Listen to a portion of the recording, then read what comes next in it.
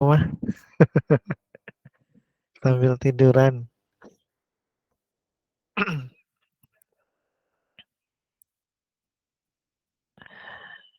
Baik, kita mulai saja ya, karena ini sudah jam setengah 8 ya.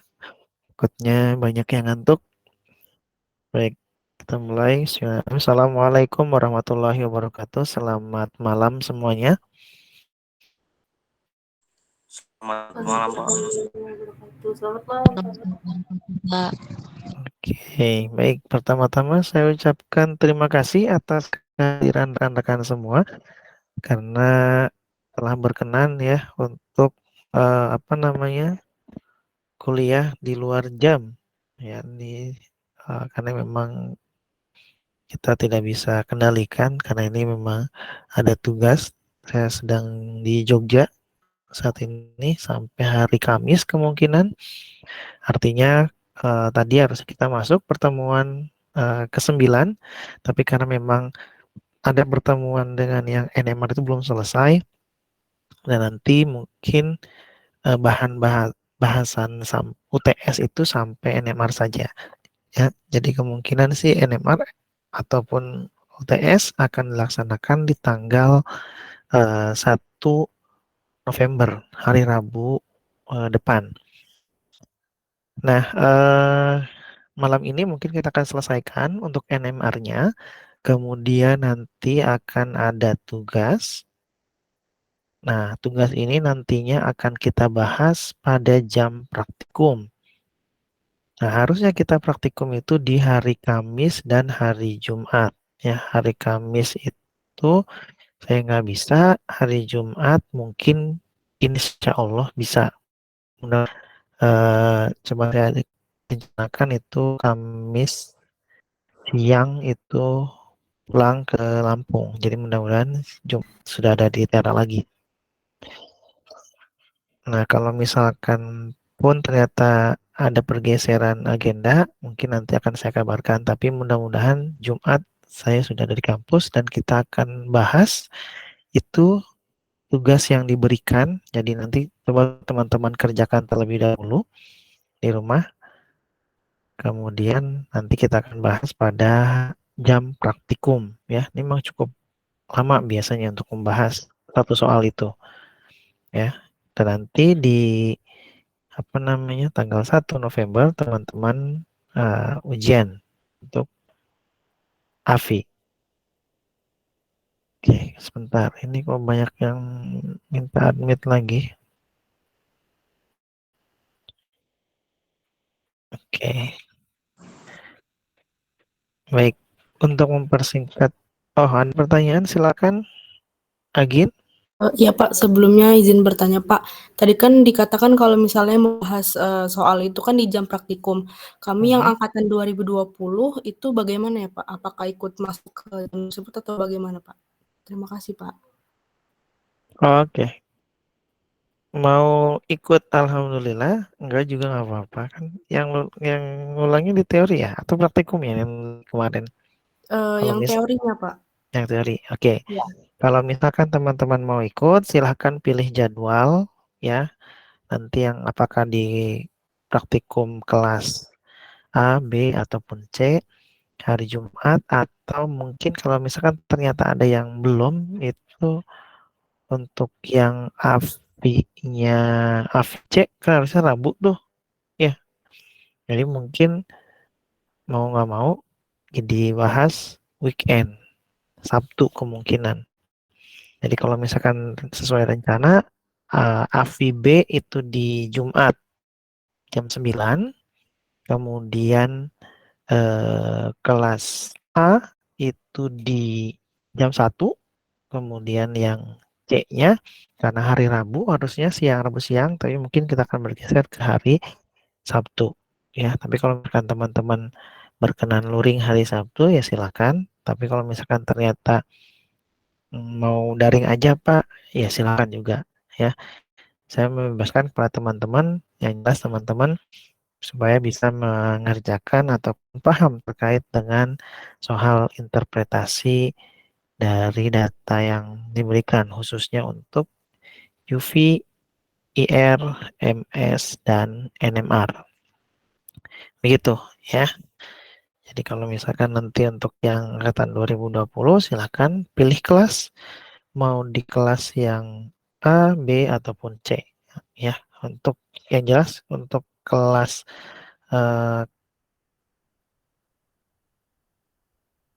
kelas C Jumat mungkin Abah bisa bergabung dengan kelas A atau B.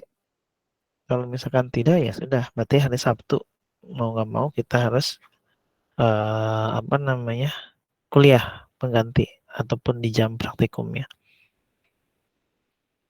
Baik Pak, terima kasih Pak. Oke, ya. Sebentar, ini masih banyak yang minta admit ini. Padahal saya sudah pakai ini apa? Meet auto admit. Error sepertinya ya. Oke, ada pertanyaan lagi?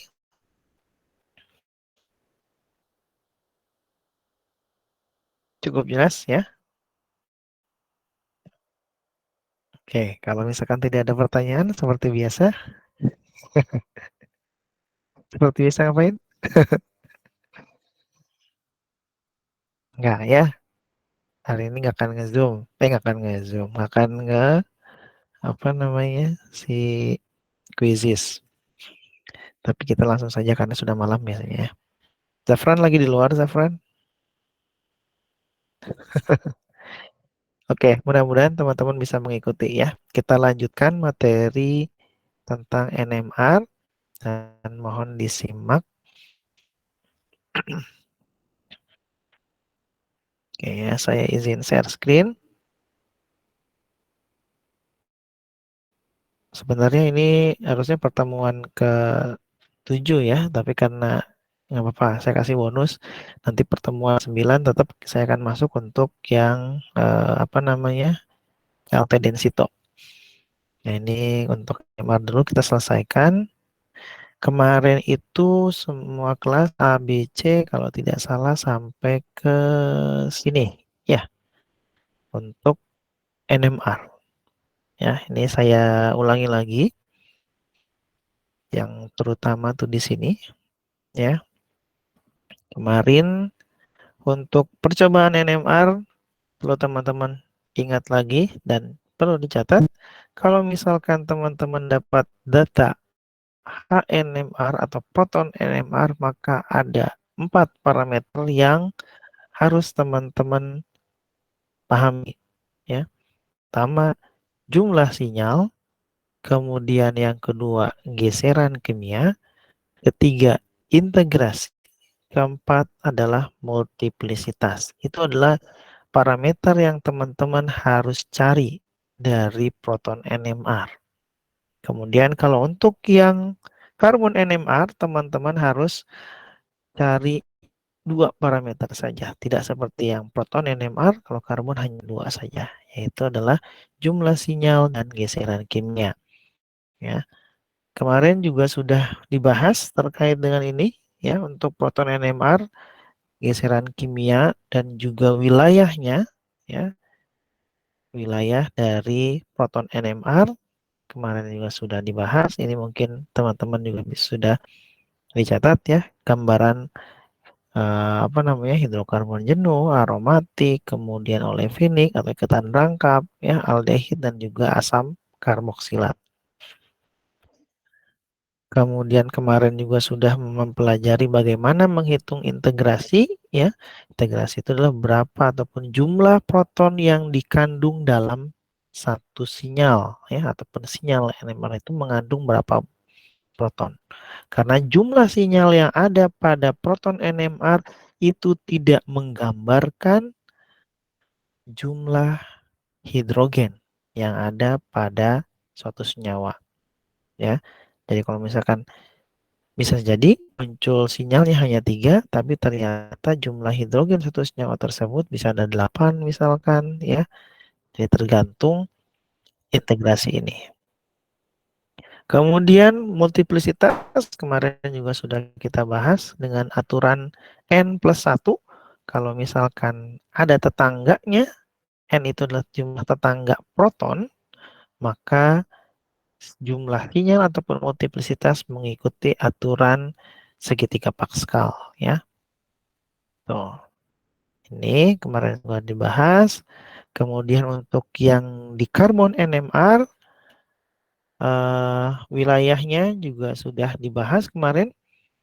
Yang perlu teman-teman pahami ketika dapat karbon NMR bagi 2 di angka 90.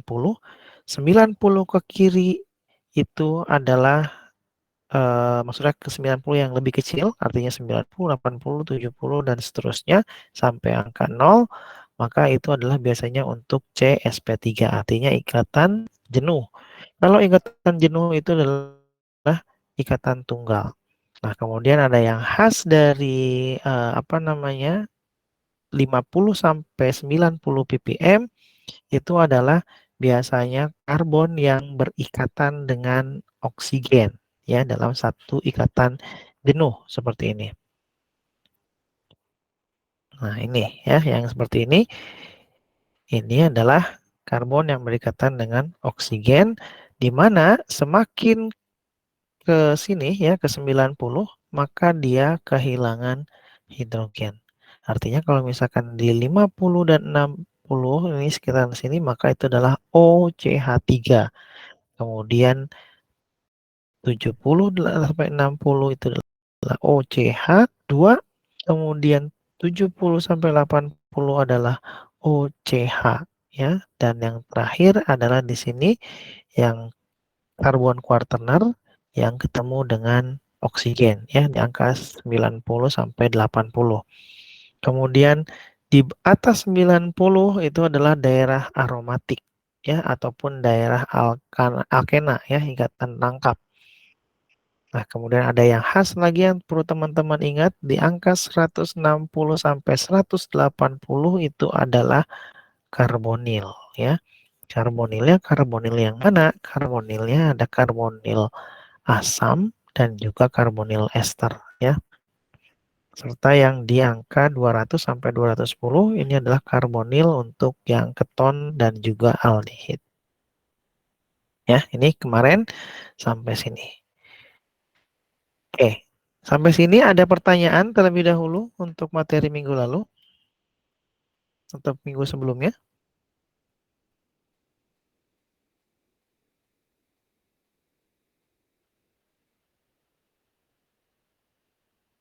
Oke, kalau misalkan tidak ada, kita lanjut ke yang berikutnya.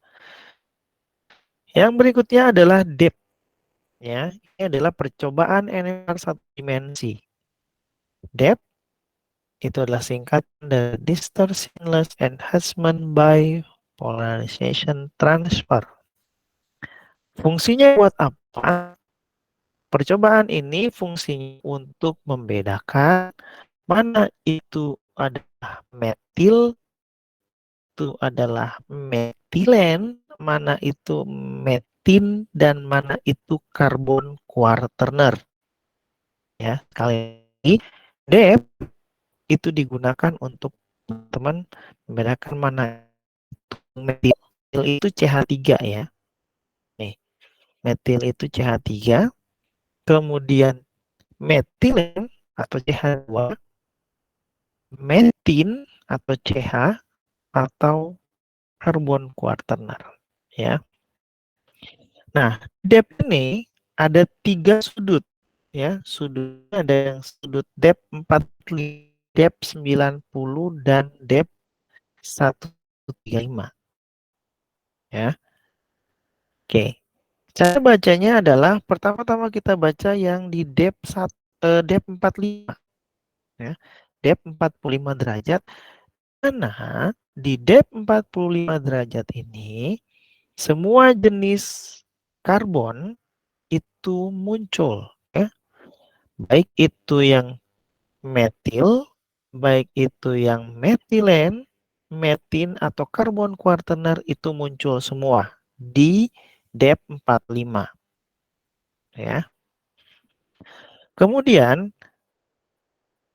setelah membaca depth 45 saya sarankan langsung ke 135 dulu yang gampang ya, 135. Di depth 135 itu ada 2 arah nantinya yang akan yang arahnya itu ke atas dan arahnya ke bawah. Kalau misalkan arahnya itu ke atas, maka dia kemungkinan itu adalah metil atau metin, CH3 atau CH, ya. Sedangkan kalau misalkan yang 135 ini arahnya ke bawah, itu adalah metilen atau CH2. Nah, kemudian setelah kita membaca yang ini, kemudian bacalah yang depth 90, di mana sinyal yang muncul posisinya ataupun arahnya itu adalah ke atas, di mana kalau misalkan ke atas itu adalah menunjukkan CH atau metin, ya. Kita ambil contoh, ini adalah spektrum depth dari benzokain, ya. Depth dari benzokain, kita ambil contoh di sini ada sinyal 4 sinyal, ya.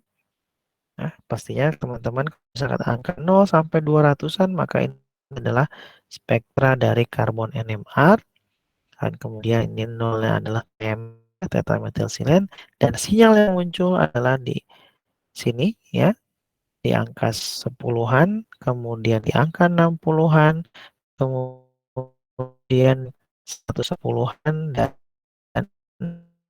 30. Ada 3 sinyal. Dua sinyal ini menunjuk jumlah, ya, jumlah dari karbon yang muncul. Artinya senyawa benzokain pasti punya 4 karbon. Itu. Sekarang kita lihat sinyal A, ya. Sinyal A di depth 45 itu mengarah ke atas. Akan muncul semua. Ini kemungkinannya ini adalah bisa CH3, CH2, CH atau C quaterner ketika muncul di depth 45. Kemudian kita baca ke depth 135 yang di atas, paling atas. Dan sinyal A ini mengarahnya ke atas. Kalau misalkan ke atas, maka prediksinya itu adalah CH3 atau CH, metil atau metin. Jadi itu masih 2 opsi, metil atau metin. Opsinya sinyal A ketika di depth 45 itu kemungkinan karbon itu semua ada. Mau dia metil, metilen, metin, atau karbon quaterner itu ada. Tapi ketika di 135 maka opsi yang ada itu tinggal CH3 dan CH2. Artinya sinyal ini bukan karbon quaterner dan juga bukan CH2. Itu, ya, ketika di 135. Terakhir baca yang di 90. Ternyata di 90 ini tidak muncul, ya. Kalau muncul di sini, ini pasti adalah punya si CH3. Karena di sini tidak muncul, oleh karenanya tadi opsi di sini adalah metil dan juga metin atau CH3 atau CH, maka ketika di sini tidak muncul, maka opsi untuk CH itu akan menghilang. Artinya apa? Si sinyal A ini adalah sinyal dari CH3 atau metil. Itu ya. Sampai sini paham? Ada pertanyaan?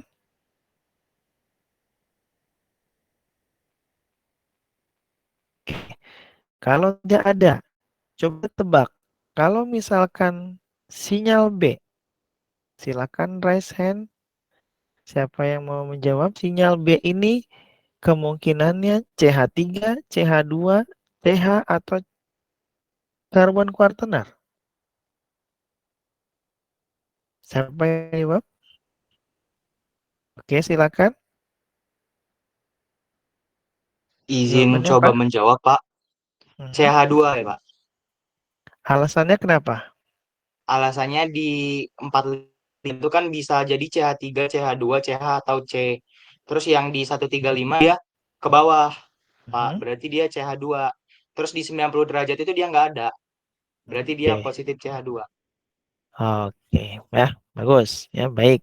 Artinya teman-teman sudah mulai paham bagaimana cara membaca depth. Ketika di sini muncul ke bawah, itu sudah pasti dan yakin bahwa itu adalah karbon dengan CH2 ya, ataupun metilen, gitu. Oke, berikutnya yang C. Kira-kira apa nih yang C? CH3, CH2, CH ataupun C quaterner? CH ya, Pak. CH. CH. Oke, ya. Baik, betul. Ya, ini adalah CH. Kenapa? Karena ketika di sini di 45 itu muncul semua opsinya. Kemudian di 135 ternyata arahnya ke atas bukan ke bawah. Kalau arahnya ke atas kemungkinannya adalah CH atau CH3. Ya.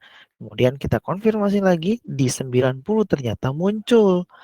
Ketika di sini muncul, maka opsi dari karbon dengan CH3 itu hilang karena di sini ada berkebalikan dengan yang di sinyal A ya. Kalau sinyal A maka ini CH3, kemudian yang C itu adalah CH karena dia di 90 ada menghadap ke atas. Begitu pula ini yang D ya. Jadi sinyal A itu CH3, sinyal B itu CH2, kemudian C dan ini D adalah CH ya. Oke, baik. Sampai sini ada pertanyaan? Ada atau yang masih belum jelas? Oke, silakan. Bapak maaf Bapak, sebelumnya saya masih bingung Pak. Masih bingung? Bingungnya di mana?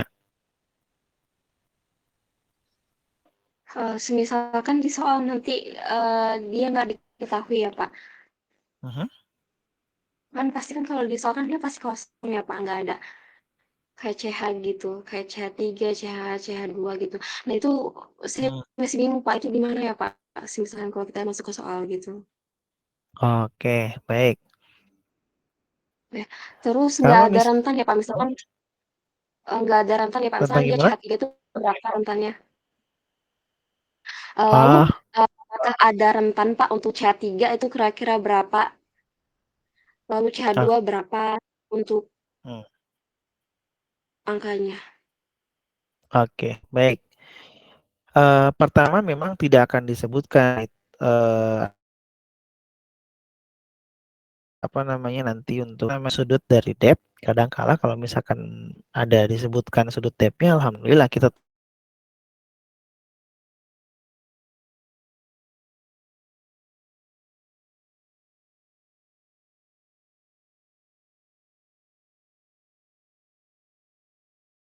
CH2. Sedangkan depth 90 itu yang bawahnya yang atas tuh. Kali kalau depth 4 dan depth 145 sama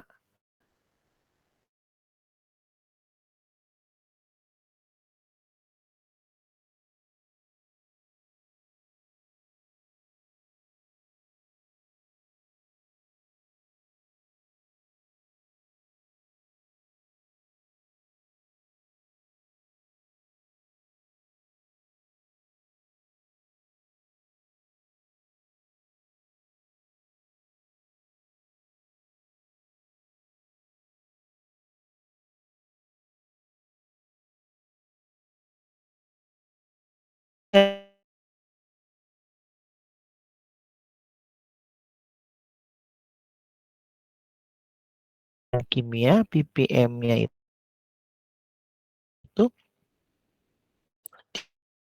20, 10, bukan 0, itu biasanya itu daerah untuk yang CH3. Kalau misalkan sudah lebih dari itu, kadangkala itu adalah sudah CH ataupun CH2 ataupun karbon quaterner. Ya, karena kenapa tadi teman-teman ingat lagi yang di karbon 90 ke arah kiri itu adalah yang jenuh ya, di mana Kalau misalkan ada oksigen, pengaruh oksigen di angka 50 sampai 90, sedangkan 0 sampai 50 itu adalah alifatik. Di mana alifatik yang banyak itu untuk yang terminal biasanya di sekitar di bawah 30 ppm ya. Dan tetap cara bacanya teman-teman lihat kalau misalkan di depth 135 arahnya ke atas, maka dia akan kalau misalkan teman-teman anggap yang sebelah kirinya ini yang CH3, CH, CH2 ini tidak ada, teman-teman sudah mulai bisa membayangkan kalau misalkan yang paling atas itu adalah depth 135, yang di bawahnya itu adalah depth 90 ya. Kita naikkan setiap 45 derajat. Jadi 45 tambah 45 90 tambah 45 itu 135. Dan ketika di 135 pasti akan ada dua yang mengarah ke atas dan mengarah ke bawah. Kalau mengarah ke bawah sudah pasti itu adalah CH2. Kalau mengarah ke atas itu adalah CH atau CH3. Sedangkan untuk depth 90 itu hanya ada ke atas dan dia adalah sudah pasti konfirmasi dari 135 untuk karbon yang metilen. Bukan metilen ya. Metin ya. Metin itu CH. Kalau metilen CH2, metil itu CH3. Nah, begitu. Cukup? Atau ada lagi yang mau didiskusikan?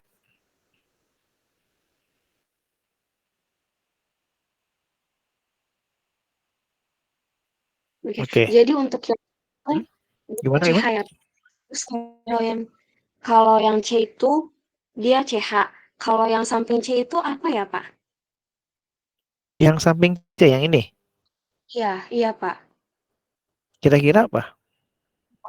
C, Pak, berarti. C. Enggak. CH. Kenapa? 45 di sini muncul semua kan? Kemungkinan C, CH, CH2, CH3 ini kemungkinan semuanya bisa ada. Kemudian ketika di 135 itu dia muncul ke arah atas, maka opsinya adalah CH3 atau CH. Ada dua opsi kemungkinan. Kita nggak tahu yang mana. Nah, tadi walaupun kata Pak Ajis katanya di bawah 30 itu pasti CH3. Nah, ini tetap opsi ini masih ada. Dan perlu kita konfirmasikan di depth 90. Dan ternyata benar, di depth 90 ada ke arah atas. Ya, CH3. Gitu. Nah, kalau misalkan di depth 45, misalkan ini ya, di depth 45 ini dia ada sinyal mengarah ke atas. Di depth 90 itu tidak ada. Di depth 135 itu tidak ada. Kira-kira itu jenis karbon yang mana? Yang C aja ya, Pak. Ya, betul. Karbon quaterner. Kalau misalkan hanya muncul yang di bawah, sini ya, di depth 45, sedangkan di depth 135 ini nggak ada, artinya dia nggak ada CH3, nggak ada CH, nggak ada CH2 juga. Ya udah sudah pasti di sini juga pasti nggak bakal ada yang di depth 90. Ketika di sini nggak ada dan hanya ada di bawah, ya misalkan ini ada di bawah saja, tapi ini nggak ada nih, anggap saja nggak ada, maka yang ini kita sebut dengan karbon quaterner. Gitu ya. Jadi kalau misalkan ada di depth 90 itu sudah pastilah CH. Kalau misalkan ke arah bawah pada depth 135 ini adalah CH2. Dan kalau misalkan tidak ada sama sekali di 90 dan 135 maka ini adalah C quaterner. Gitu. Oke. Ada pertanyaan lagi?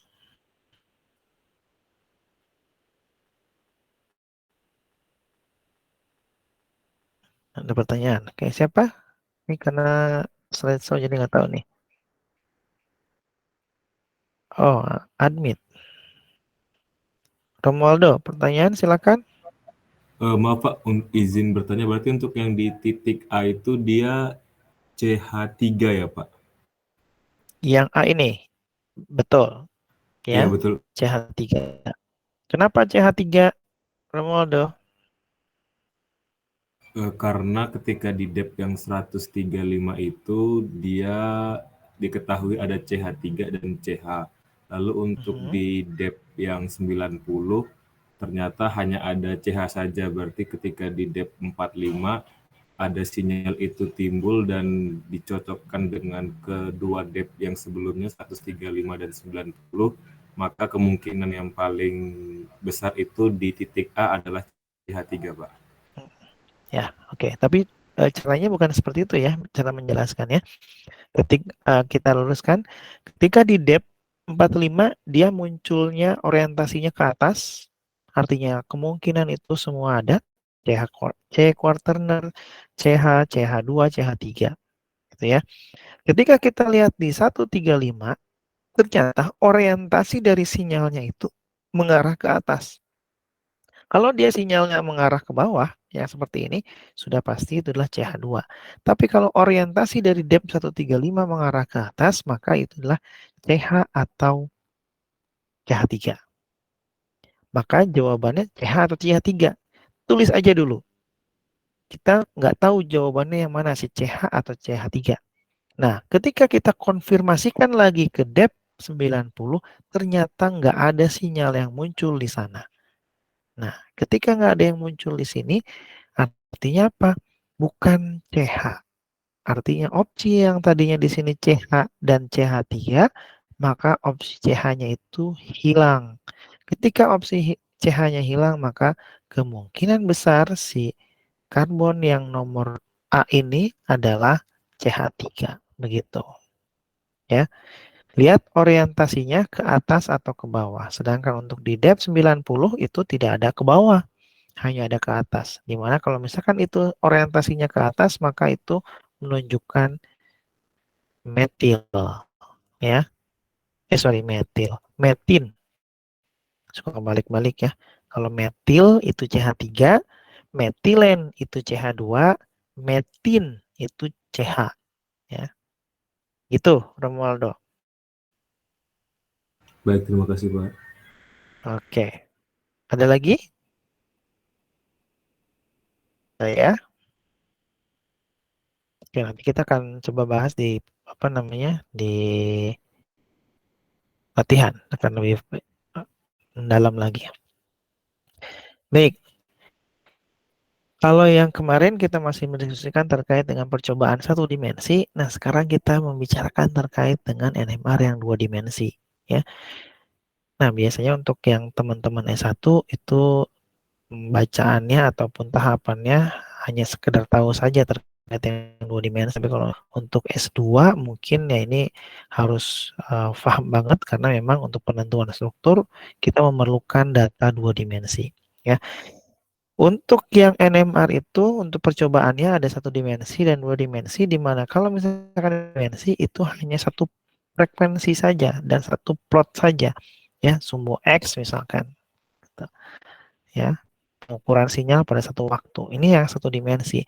Kalau yang dua dimensi ini adalah ada dua frekuensi Larmor yang yang terjadi di mana ada dua variabel antara T1 dan T2. Artinya ada panjang dan ada lebarnya gitu. Jadi ada dua sinyal yang kemudian saling dihimpitkan dan kemudian masing-masing ini akan ada korelasinya atau tidak, ya. Makanya kenapa yang di dua dimensi disebut dengan untuk fungsinya mengkorelasikan, ya. Gitu. Nah, percobaan dua dimensi yang pertama itu adalah HH Cosy, ya, atau proton-proton correlation spectroscopy. Bentukan spektranya sebagaimana pada yang sebelah kanan ini. Ini contohnya adalah benzokain, ya. Benzokain, ini strukturnya seperti ini, ya. Dan ternyata ini dibuat apa namanya dua dimensinya, ya. Ini dihasilkan oleh instrumen, ya. Jadi tidak serta merta, oh ya udah kita jejerkan aja dua buah sinyal ataupun dua buah spektra dari proton. Nah, ini dari hasil instrumennya yang nantinya akan muncullah titik-titik ini. Dimana kalau misalkan kita dapat H kosi, kita harus bagi 2. Ya, bagi 2 secara diagonal untuk menunjukkan ataupun untuk membaca di salah satu bidang saja. Ya, mau di sini atau mau di sini itu sama saja. Ya, mau di sisi sini, ya, sisi yang sebelah sini, ataupun mau di sisi sebelah sini juga apa. Salah satu sisi saja yang dibaca. Ya, jadi jangan keduanya, karena kan ini saling cerminan, ya. Nah, ini caranya adalah kita mengkorelasikan ya seperti ini, kita tarik garis, berarti sinyal B ini akan berkorelasi dengan sinyal A, gitu. Ya, contoh seperti ini ya, sinyal dari proton ya, karena ini adalah proton, proton dari B ini akan berkorelasi dengan A ya, karena dia bertetanggaan tuh. Nah, seperti ini. Dia bertetanggaan pada satu ikatan ya, proton dengan proton. Jadi dia yang ke sini atau ke sini itu enggak akan kelihatan ya, cuman antar satu ikatan saja gitu. Kemudian percobaan 2 dimensi yang berikutnya adalah HSQC. HSQC ini adalah singkatan dari Heteronuclear Single Quantum Coherence, di mana menunjukkan korelasi dari proton dengan karbon. Ini kan karbon ya, yang di hitam ini. Ini kan di karbon, karbon, karbon, karbon, dan karbon. Nah, dia hanya satu ikatan. Jadi, proton ini dia akan mengenali karbon ini. Ya, oleh karenanya di 2 dimensinya seperti ini. Nah, ini adalah salah satu contoh spektrum HSQC yang pernah saya dapatkan waktu studi. Ya. Nah, dari sini teman-teman lihat aja. Sumbu X itu apa, sumbu Y itu apa. Kalau misalkan dilihat di sini, sumbu X itu apa nih? Proton atau karbon? Ada yang tahu? Sumbu X ini karbon atau proton? Nih, sinyalnya kayak gini. Apa? Sinyal apa? Mana karbon, mana proton? Proton ada di sumbu X atau ada di sumbu Y? Ada yang bisa mengidentifikasikan? Nah, harus dipanggil sepertinya ya. Putri Liswatini.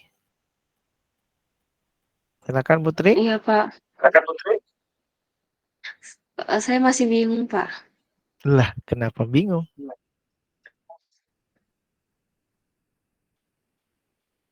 Ingat lagi yang kemarin. Karbon berapa ppm? Proton berapa ppm?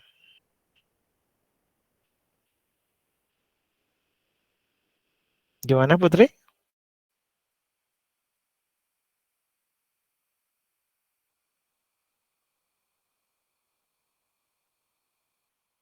Halo Putri? Proton itu dia 0 sampai 14 ppm, Pak. Berarti di sumbu yang mana dia? Ada di sumbu X atau sumbu Y? Berarti di sumbu X, Pak. Sumbu X. Sedangkan Y-nya apa? Sedangkan Y-nya berarti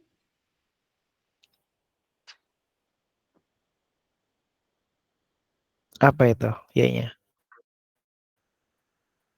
Nih yang saya tunjukin pakai pointer.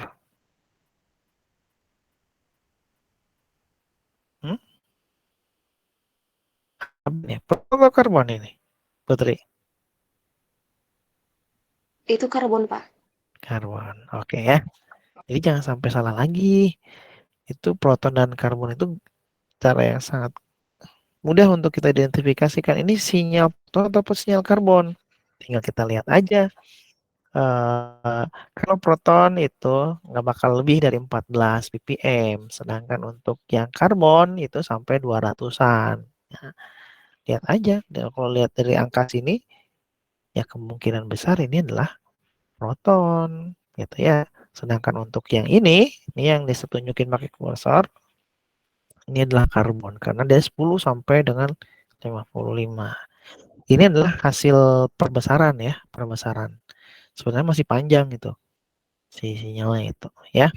Nah, cara bacanya gimana? Sama tadi ya, kita korelasikan. Jadi kalau misalkan misal anggap saya sinyal ini ya, sinyal ini dia akan berrelasi dengan karbon yang ini gitu. Nah, proton ini akan mengenali karbon ini. Gitu cara bacanya. Ini proton yang ini kan sinyal proton ya. Karena di sini ya 0,7. Kemudian kita tarik garis ke sini dan ternyata dia berkorelasi dengan yang di sini ataupun yang di sini misalkan nih. Yang di sini dia berkorelasi dengan karbon yang mana? Karbon yang di sini gitu. Ya, jadi mengenali karbon dalam satu ikatan. Berikutnya adalah HMBC. Nah, kalau HMBC itu dia tidak dalam satu ikatan, melainkan 2 atau 3 ikatan. Contoh, fokus ke hidrogen yang di sini.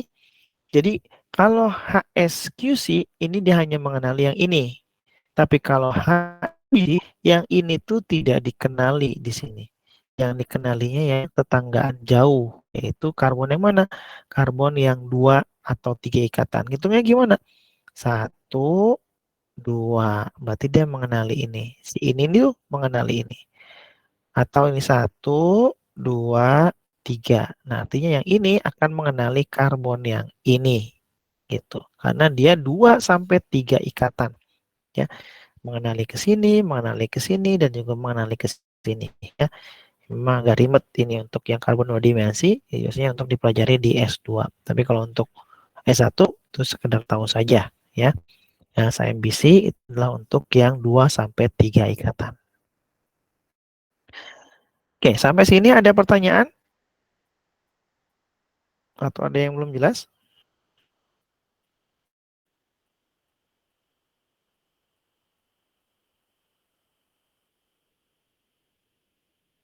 Baik. Kalau tidak ada, kita lanjutkan. Ini yang bab terakhir, penentuan struktur ya. Tadi belum latihan sih ya. Oke, teoritisnya dulu ya. Dalam penentuan struktur, seperti saya bilang di awal perkuliahan NMR ini, untuk penentuan struktur maka data yang kita gunakan adalah data NMR, bukan data yang lain. UV, IR, MS itu hanya data pendukung. Dalam penentuan struktur itu adalah kita gunakan spektrum NMR. Nah, dalam penentuan struktur itu akan ada 2 cara. Ya. Cara yang pertama itu adalah unit-unit struktur. Ya, artinya kita identifikasikan unit-unit strukturnya. Tadi ya, kayak tadi itu. Dari depth kita sudah bisa mendapatkan ataupun menginterpretasikan, oh ada informasi karbon CH3, CH2, ataupun CH, ataupun C quaternar. Ada berapa jumlah banyak karbon tersebut ya? Karbon CH2-nya ada berapa? Karbon CH3-nya ada berapa? Karbon C quaternar ada berapa? Ya, itu satu. Kemudian kedua, dari wilayah tadi. Wilayah proton ataupun karbon itu untuk senyawa apa? Nah, dari sanalah kemudian dari clue-clue baik itu dari apa namanya proton ataupun karbon itu dia sebentar ini lowbat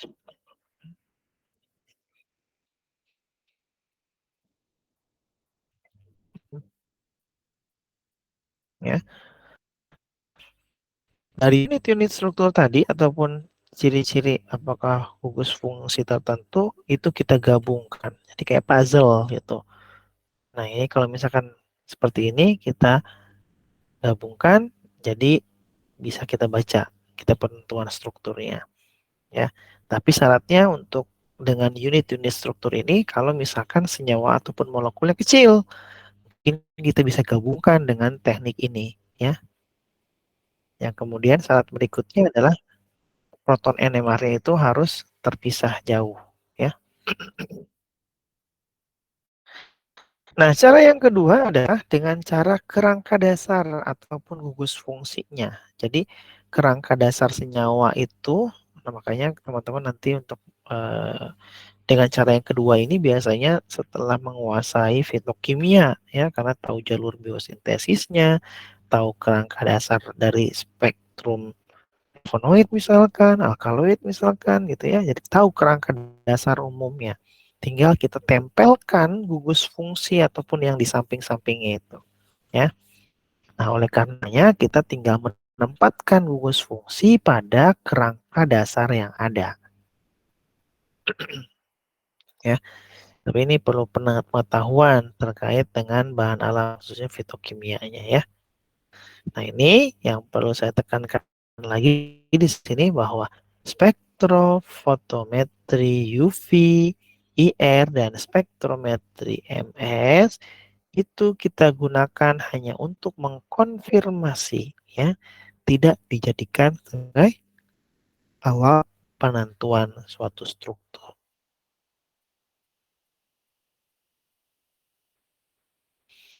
Nah, ini contohnya proton NMR yang berdasarkan apa namanya struktur dasar, ya, kayak contoh golongan terpen, golongan karbohidrat. Nah, teman-teman bisa memetakan kira-kira wilayah-wilayahnya itu ada di mana saja. Nah, karbohidrat misalkan cuma ada di wilayah sini, nggak ada di wilayah di bawah 3 ppm. Ya, ini adalah proton NMR ya, karena dia nggak lebih dari 14 dan saya sebutkan di sini 1 NMR atau proton NMR. Peptida, alkaloid, kumarin, dan ini semacam kayak fingerprint lah istilahnya, ya, semacam fingerprint yang dari ini golongan-golongan metabolit sekunder. Ataupun dalam karbonnya misalkan. Nah, ini ketika dalam bentuk karbonnya seperti ini. Untuk golongan terpenoid biasanya ada di daerah sini, OH-nya ada di sini, double bond-nya ada di sini, dan karbonilnya ada dan seterusnya ya, gula, peptida, steroid, dan ini. Nah, ini mungkin tidak akan saya bahas lagi karena sudah dibahas waktu di MS ya, terkait dengan DBE ya, ataupun double bond ekivalen ya. Yang teman-teman harus ingat adalah rumusnya di mana U atau derajat ketidakjenuhan double bond ekivalen itu sama dengan jumlah karbon ditambah dengan 1 dikurangi setengah dari hidrogen dan ditambah setengah dari nitrogen ya. Nah, interpretasinya seperti apa? Interpretasinya adalah seperti ini ya. Dari DBE, kalau misalkan DBE-nya itu 0, maka dia tidak punya ikatan rangkap, tidak punya ikatan rangkap 3, dan juga tidak punya cincin ya. Ini kemarin juga sudah dijelaskan, kalau misalkan dia adalah 4 ya, si derajat ketidakjenuhannya, maka ini adalah sudah pasti adalah benzen ring ataupun senyawa aromatik dan seterusnya. Ini tinggal dibaca. Ini mulai menguap sepertinya.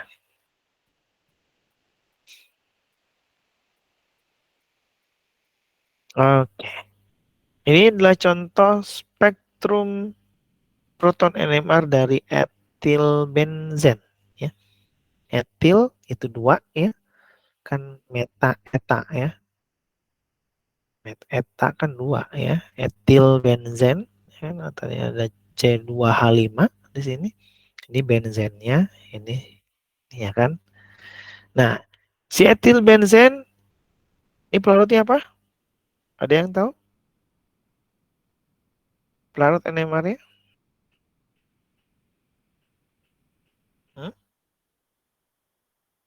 Belum saya tunjuk. Kloroform bukan, Pak? Nah, ya, betul. Kloroform ya. Kloroform karena dia CdCl3 ya ataupun CHCl3 ya. Deuteriumnya protonnya diganti dengan deuterium. Nah, ketika ada spektra seperti ini yang warna merah itu perbesarannya, yang ini nih, yang ini maksudnya sinyal ini perbesarannya, sama yang biru ini perbesarannya, dan aromatik ini seperti ini. Ya, pertama-tama teman-teman harus identifikasikan di mana TMS. Ya, kedua lihat pelarut yang digunakan. Ya, nah kalau ini adalah proton kan. Nah, proton ini kalau misalkan kita lihat yang warna merah ini bentukannya seperti ini. Nah, artinya ini adalah sinyal triplet ya. Triplet karena kenapa? Karena ketinggiannya itu 121 ya. Kalau triplet apa yang terjadi ataupun ada berapa tetangga? Tetangganya adalah 2 berarti kan? Karena N plus 1. Jumlah tetangga tambah sinyal tambah 1.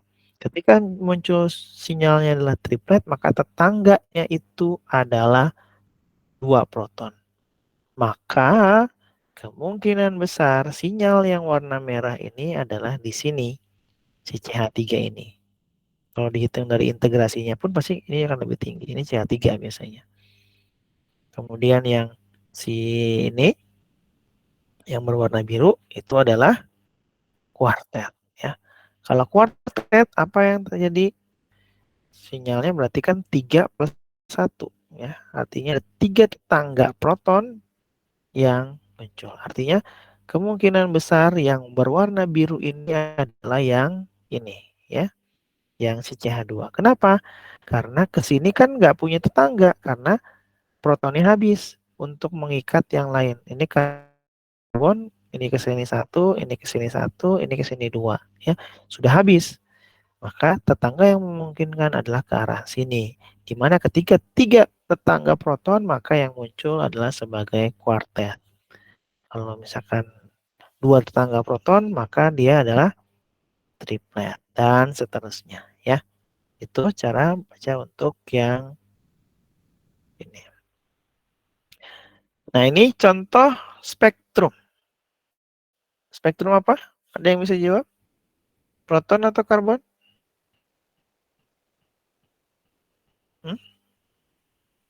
Atau karbon? Karbon, Pak. Karbon ya. Oke, ini sudah mulai familiar karena dilihat dari geseran kimianya itu sampai ratusan ya. Sudah pasti itu adalah karbon ya. Walaupun saya menuliskan di sini ada karbon 13 ya. Gitu. Nah, ini adalah sampel NMR. Pertama-tama yang teman-teman ketika mendapatkan spektra ini pastikan tadi TMS-nya di mana? TMS-nya ada di sini ya. Kemudian langkah selanjutnya adalah pastikan pelarut yang digunakan itu apa. Dan teman-teman bisa mengidentifikasikan si pelarutnya itu yang di awal-awal itu. Geseran kimia berapa dia biasanya muncul untuk pelarut. Ya. Nah, ternyata dia adalah pelarutnya dari si aseton. Ya. Tuh 2, 3, 4, 5, 6, 7. Ya. Ada 7 nih warna 6 ini. Yang warna hijau ternyata ketika diperbesar bentukannya seperti ini. Dan itu adalah pelarutnya aseton. Ya. Kemudian setelah pelarutnya sudah kita tentukan, teman-teman seperti biasa, parameter yang harus kita amati pada karbon NMR apa saja? Itu ada 2 ya. Jumlah sinyal dan geseran kimia ya. Kalau kita lihat di sini jumlah sinyalnya itu ada berapa? Kalau ini adalah sebuah pelarut, ini juga pelarut, maka jumlah sinyalnya tinggal kalian baca saja. Ada 1, ada 2, ini 3, ini 4, ini 5, ini 6, ini 7, ini 8, ini 9, ini ada 10. Ada 10 karbon. Gitu. Ada 10 sinyal yang muncul, maka kemungkinan besar itu adalah menunjukkan jumlah karbonnya. Ya kan? Yang kecil-kecil ini gimana, Pak? Yang kecil-kecil itu biasanya noise ya ataupun mengotor. Kalau senyawa teman-teman yang ujikan itu belum murni, biasanya akan muncul. Ya, tapi kalau misalkan sudah murni, maka dia tidak akan muncul. Nah, gitu ya. Nanti kita lihat dari jumlah karbonnya yang muncul, ini ada 1, 2, 3, 4, 5, 6, 7, 8, 9, 10. Maka yang muncul di sini adalah 10 karbon yang dikandung oleh si senyawa ini. Setelah jumlah karbon, ngapain lagi? Wilayahnya, ya. Nah, wilayahnya ingat 90-nya di sini, kemudian 90 ke 80, 80 ke 80 ke 70, 70 ke 60, 60 ke 50. Ketika 60 ke 50, maka ini sudah pasti adalah gugus metil. Bukan metilen, apa sih namanya? Bukan karbonil. Metoksi, ya. Gugus metoksi karena OCH3 gitu. Ya. Selanjutnya di atas 90 ini pasti adalah yang aromatik, ya. Aromatik. Ini karbon yang aromatik ada 1, 2, 3, 4, 5, 6, 7, 8. Dan yang pecicilan di sini di angka 160 sampai 170 itu adalah karbonil. Karbonil yang mana? Sudah pasti bukan karbonil aldehid dan juga karbonil dari si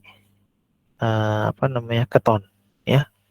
Karena kenapa? Karbonil di 160 sampai 170 itu biasanya adalah karbonil asam atau karbonil ester. Gitu ya. Nah, dari sini kita bisa informasikan bahwa jumlah karbonil ada 10, ada gugus metoksi, ada karbon kuaternat yang berikatan dengan oksigen. Ya. Kita lanjut. Nah, ini adalah dari protonnya. Sama kalau tadi kita identifikasikan pelarutnya, ini juga kita identifikasikan pelarutnya, yaitu pelarutnya adalah aseton, di mana dia ada di angka 2,95 seperti ini.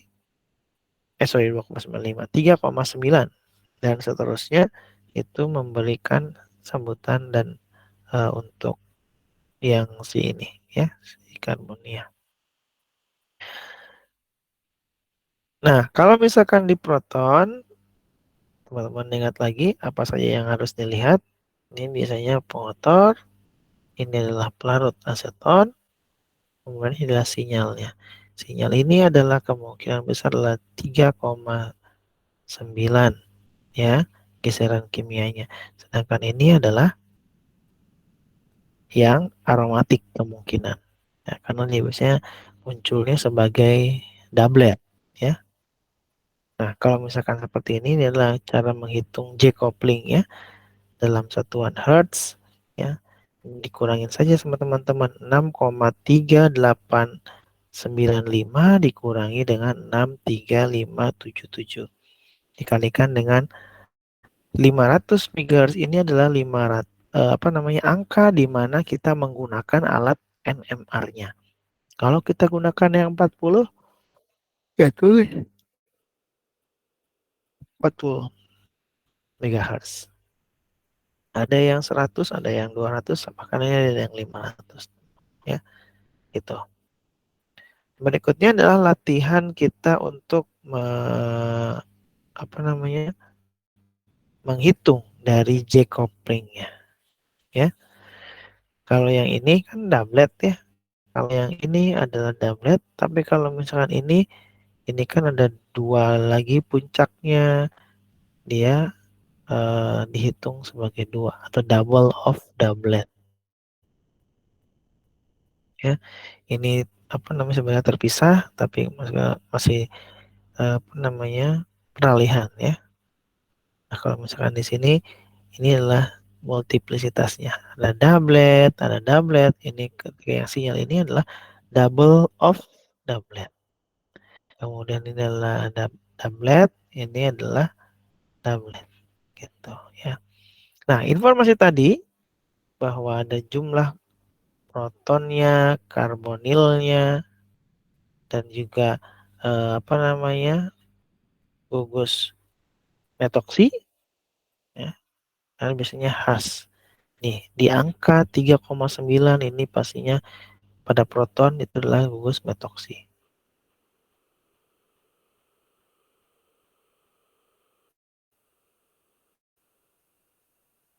Nah, ini nanti teman-teman cara menghitung J coupling ya, silakan dipelajari. Ini saya sudah kasih bocoran jawabannya. Tinggal teman-teman membuktikan bagaimana itu adalah 1,7, 8,15 dan seterusnya. Gitu. Dan dari sini juga kita bisa identifikasikan bahwa teman-teman juga sudah mulai jalan. Ya, ininya di sini.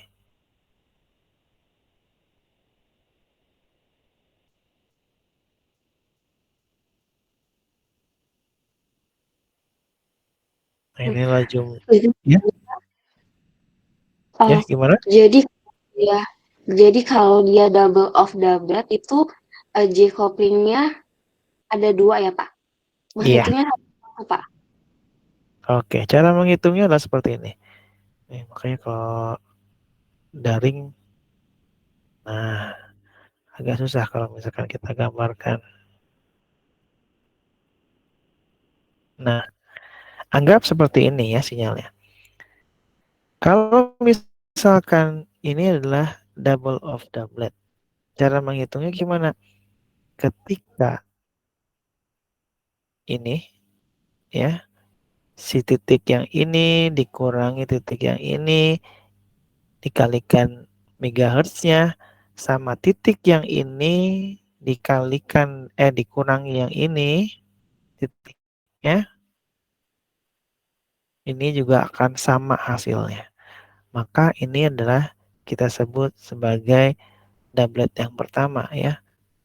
Doublet yang pertama. Doublet yang kedua adalah kita cari tengah-tengahnya sinyal ini. Cari tengah-tengahnya. Artinya apa? Tinggal kita jumlahkan aja. Titik yang ini ditambah titik yang ini dibagi 2. Pasti dia kan titik barunya di tengah-tengah sini. Sama ini juga. Titiknya di tengah-tengah. Nah, cara menghitung J coupling yang kedua itu adalah seperti ini. Nah, titik yang ini dikurangi titik yang ini dikalikan dengan megahertz yang digunakan gitu. Jadi ada dua yang harus kita baca karena ini adalah double of doublet. Biasanya untuk ini adalah doublet beta. Sedangkan yang kecil itu doublet ortho ya. Gitu. Ada pertanyaan cara menghitung J coupling?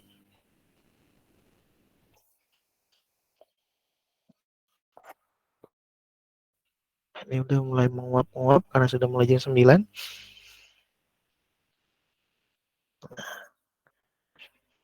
Oke, gitu ya cara menghitung J coupling. Lalu untuk mengetahui megahertznya bagaimana ya Pak? Itu 500 atau yang lainnya? Biasanya nanti akan disampaikan NMR yang digunakan itu berapa. Ya, kebetulan si spektra yang ini itu kita ukur di 500 MHz ya. Gitu. Jadi ini yang spektrum ini juga diukur di 500 MHz ya. Nanti akan dikasih tahu biasanya NMR yang digunakan. Nah, kalau teman-teman jeli dan melihat pada slide J coupling ya, J coupling itu ingat ya namanya juga couple, pasangan. Pasti dia akan memiliki tetangganya. Contoh yang ini nih. Si sinyal yang ini, sinyal doublet yang ini sama sinyal doublet yang ini dia pasti berdekatan. Kenapa? Karena dia memiliki J coupling yang sama. Nih, 15,9 dengan 15,9. Artinya apa? Kemungkinan besar ini akan berdekatan secara strukturnya. Sedangkan yang ini Itu adalah yang 1,7 dan 8,5. Biasanya semakin besar nilai J coupling, maka dia biasanya adalah doublet ortho. Ya, kalau ortho kan cuma satu ikatan doang. Kalau meta itu baru yang 1,7 itu adalah pasti meta. Jadi doublet ortho dan doublet meta. Nah, kalau kita lihat dari sini, pasangan 15 ini pasti dengan yang ini. Dan ini bukanlah aromatik. Karena aromatik itu daerah 6 sampai dengan 8 biasanya. Nah, biasanya ketika di sini adalah daerah aromatik ini hanya muncul 1, 2, dan 3 sinyal, maka kita bisa simpulkan, kan ini benzen ya. Benzen itu ada 6 karbon. 1, 2, 3, 4, 5, 6. 6 karbon dan salah satunya ataupun pinggir-pinggirnya itu pasti akan mengikat hidrogen. Seperti ini. Ya, berarti kurang lebih akan ada 6 hidrogen kalau misalkan si benzen itu belum tersubstitusi. Ternyata pada NMR itu cuma muncul 3. 1, 2, 3. Artinya apa? Ketika yang muncul hidrogen dari yang 6 ini hanya 3, artinya yang 3 lainnya itu sudah terisi dengan gugus yang lain gitu. Ya. Oleh karenanya ketika yang muncul ini adalah 3 sinyal dari aromatik, maka kita bisa simpulkan jumlah hidrogen dari aromatik itu adalah 3. Karena di sini kita muncul 1, 2, dan 3. Ketika dia terdeteksi 3, maka kemungkinan besar adalah benzen trisubstitusi. Ya, karena ada benzen dan ada 3 buah substitusinya. Entah apa itu substituennya. Apakah gelas dan lain sebagainya kita nggak tahu ya. Gitu. Jadi benzen trisubstitusi. Nah, ketika benzen trisubstitusi, ya, artinya yang di sini, dan di sini itu ketahuan pasti, ya, ataupun ada gugus apa lain. Nah, kemungkinan yang memungkinkan peletakan tadi ya, sinyal-sinyal mana itu yang doublet, mana yang itu double of doublet, ya, ini itu akan dibahas di sini. Jadi kemungkinannya kalau misalkan benzen trisubstitusi, kemungkinan pertama itu seperti ini ya, yang trisubstitusinya itu terisi oleh gugus yang lain, atau mungkin trisubstitusi di sini, dan di sini, dan seterusnya. Ini saya buat kombinasi-kombinasi. Ketika kita buat kombinasi, maka kita tinggal lihat di sini untuk hidrogennya. Contoh misalkan hidrogen yang berwarna biru ini, berwarna biru dia akan melihat secara di sini doublet karena dia punya tetanggaan protonnya, ya, tetangga protonnya. Yang kemudian kalau yang ini, yang sinyal yang warna kuning di sini, ini dia memerlukan 2 buah korelasi, di mana yang satu korelasi secara orto sini, yang satu lagi korelasi secara ini meta, ya. Nah, ini dari tadi informasi kita sudah dapatkan jumlah karbonnya berapa, jumlah metoksinya berapa, H aromatiknya berapa, dan juga apakah ada trans ataupun konfigurasi ya, cis dan trans ya, yang saling berkebalikan. Maka kemungkinan untuk yang sisi A ataupun sisi kanan itu sudah hilang. Karena kenapa? Sinyal yang muncul pada di sini adalah yang ini doublet, yang ini double of doublet, sedangkan ini adalah doublet. Ya.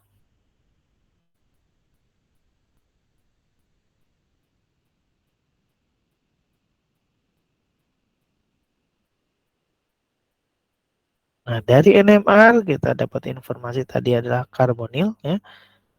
Ini jangan sampai keliru lagi karena biasanya yang banyak yang salah tuh di sini. Nanti karbonil. metoksi ya, OCH3. Kemudian inilah ikatan rangkap dan ini karbonil asam ya. Maka kemungkinan yang ada adalah tinggal kita masukkan aja dari unit-unit struktur tadi. Memungkinkan nggak yang nomor 1, yang nomor 2, nomor 3, nomor 4, nomor 5, 6, 7, dan 8 gitu ya. Tinggal kita pasang-pasangkan dari informasi, oh ada karbonil tapi asam. Nah ini kan karbonil juga nih, asam nggak? RCOOR dan seterusnya. Nah setelah kita cek dari kemungkinan yang ada tadi ya, dari huruf A sampai dengan I, nah ini kita tutup untuk si yang mengetahui bahan alam. Biasanya dia akan cek terkait dengan metabolit sekunder memungkinkan atau tidak namanya seperti ini. Dan ternyata dari sekian tadi prediksi yang muncul, yang bisa dikonfirmasikan hanya ada 5 karena selebihnya itu tidak tahu. Nah, tinggal kita samakan saja antara proton dan senyawanya. Jadi kita fungsinya adalah konfirmasi namanya ya. Mengkonfirmasikan si hasil proton yang pertama dengan reference gitu ya. Semakin dekat ataupun mirip, kemungkinan besar itu akan sama. Maka ketika di sini hasil NMR-nya dan juga hasil publikasi orang ternyata match, maka sudah kita bisa simpulkan bahwa struktur yang disarankan adalah asam ferulat ya, ferulic acid. Teman-teman bisa lihat di sini kalau misalkan di sini 7,59 di sini, dia tetanggaannya ke sini, ada satu tetangganya ke sini nggak ada karena ini karbon quaterner dan seterusnya ya. Ini ferulic acid. Cukup sampai sini? Ada pertanyaan?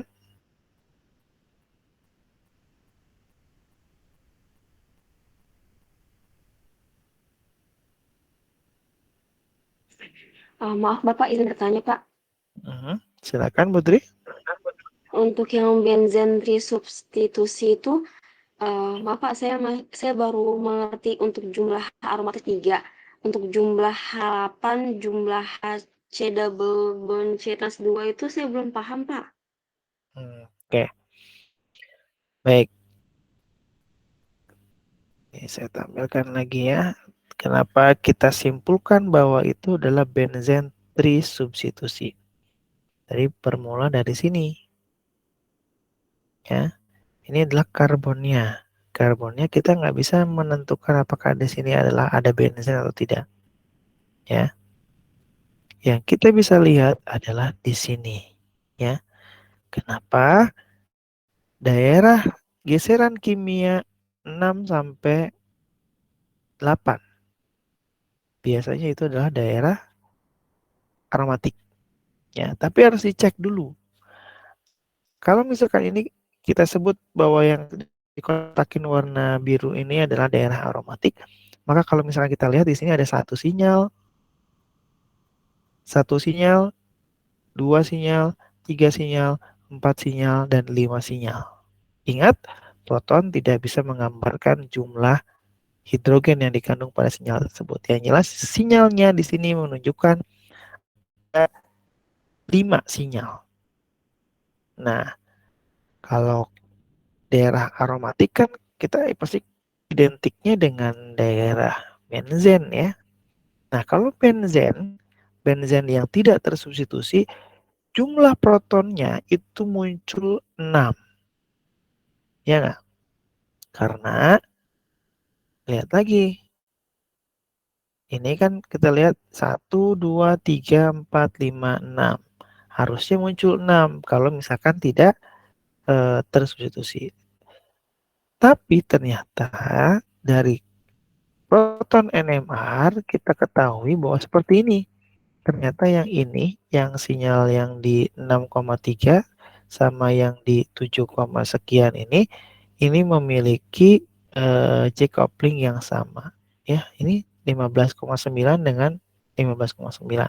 Ketika dia memiliki J coupling yang sama, kemungkinan besar itu adalah satu sinyal. Ya, berarti ketika di aromatik yang tadinya kita perkirakan ada 5 sinyal, tapi kan udah dikurangi nih ini dan ini, maka kemungkinan sinyal aromatiknya tinggal 3 sinyal, 1, 2, 3. Kalau misalkan benzen munculnya cuma 3 proton, artinya apa? Artinya 3 yang lainnya itu tersubstitusi oleh unsur ataupun gugus fungsi yang lain, ya, gitu. Karena kalau kalian dilihat protonnya ada 1, 2, 3, 4, 5, 6. Ya.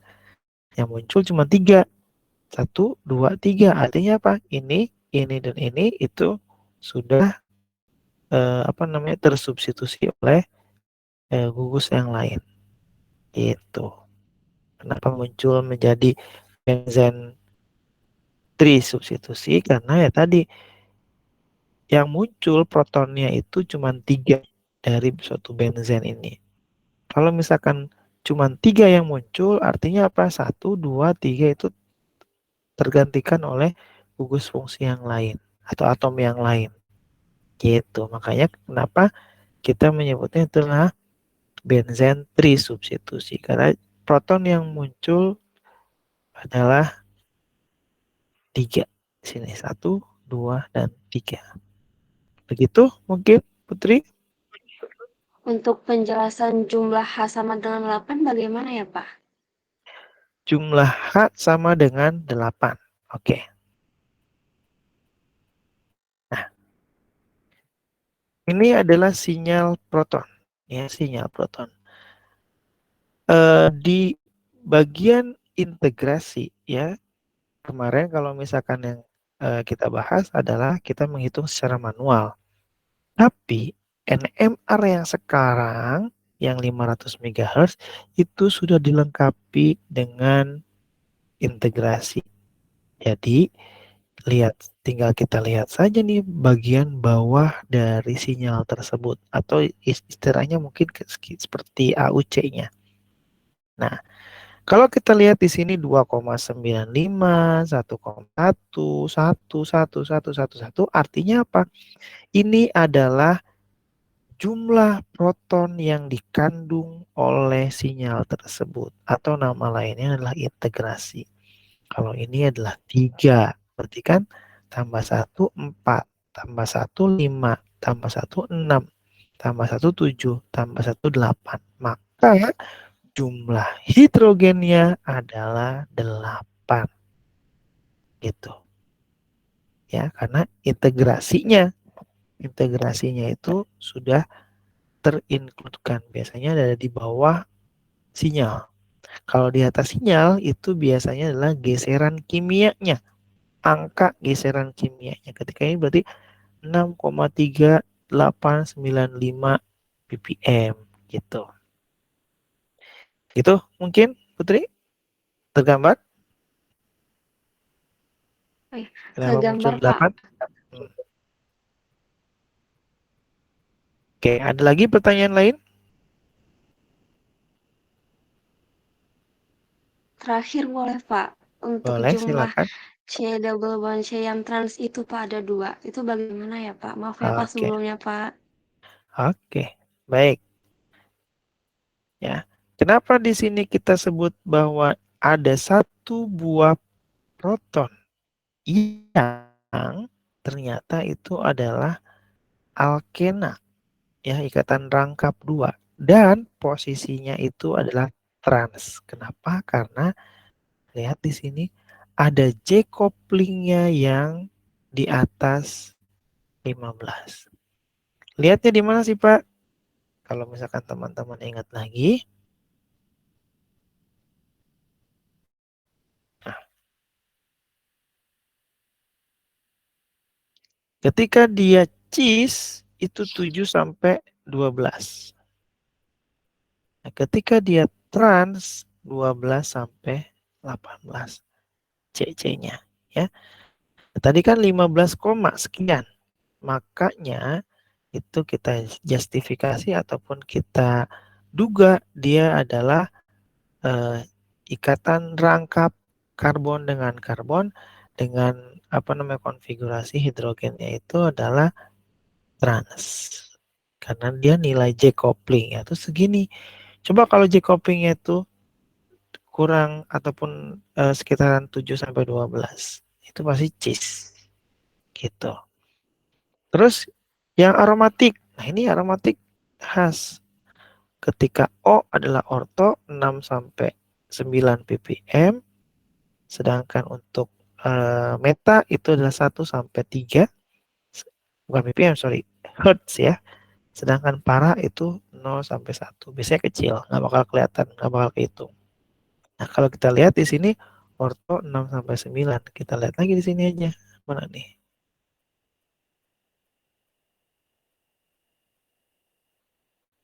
Nah, ketika dia J couplingnya 15, nah ini sudah pasti adalah karbon kita tangkap dengan karbon dengan posisi trans.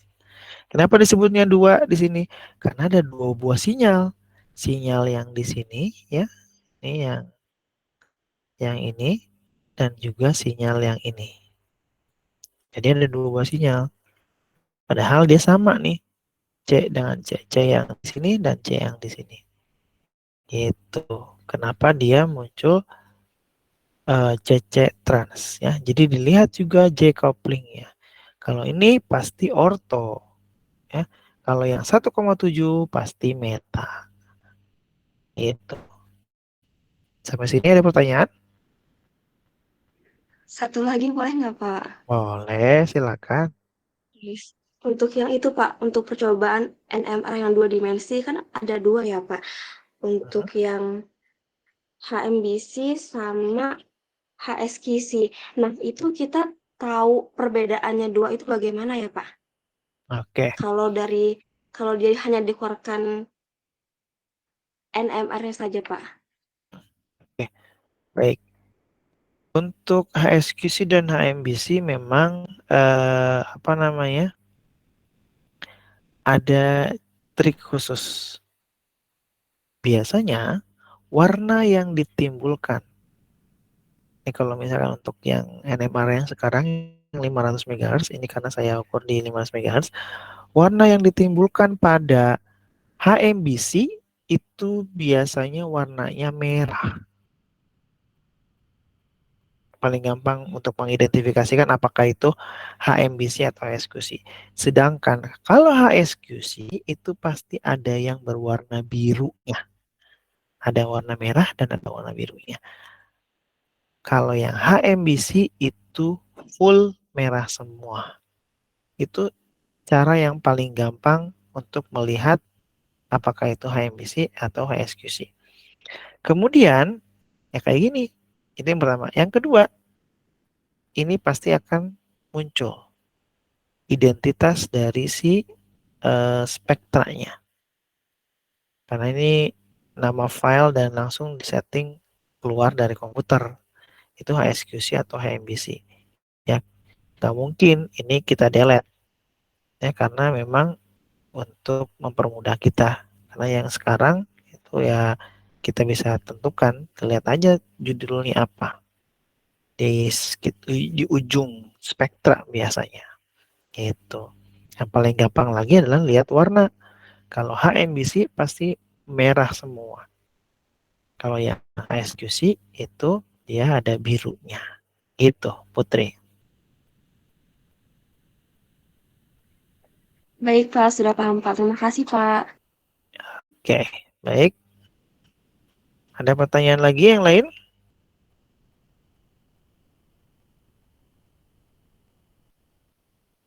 Oke, nanti di classroom itu ada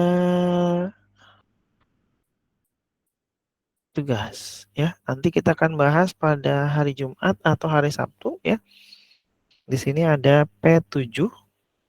Nih, nanti teman-teman bisa cek ya.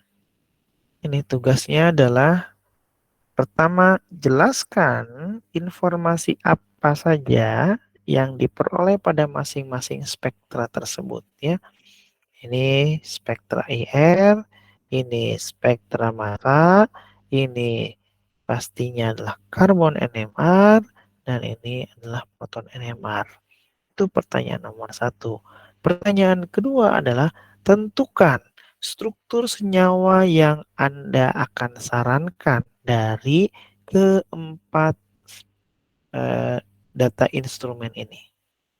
Gitu ya. Nanti silakan dikerjakan. Kita akan bahas pada kelas praktikum atau pertemuan praktikum ya. Nanti bisa dicek. Nanti ini tolong berarti untuk yang kelas C mau nggak mau sepertinya harus ke hari Sabtu ya. Karena ini untuk yang Jumat mudah-mudahan sih kita sudah bisa bertemu di laboratorium.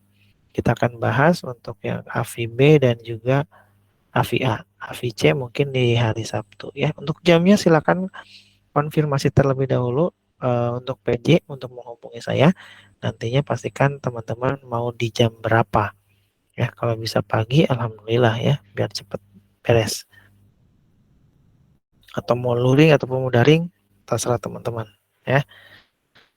Saya sarankan sih luring. Karena kenapa? Karena biar ada interaksi dan juga kalau daring terbatasannya ya tadi kadang-kala kalau misalkan tidak memperhatikan dengan seksama kadang terlewat miss ya. Jadi saya sarankan sih luring saja gitu untuk penentuan strukturnya. Oke, sampai sini ada pertanyaan?